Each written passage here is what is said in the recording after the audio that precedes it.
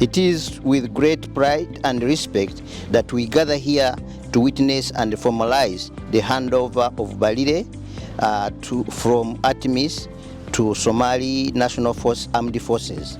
And I want to say that together we will continue to work towards a brighter future for Somalia, one built on cooperation and mutual respect and the common goal of finding a lasting peace.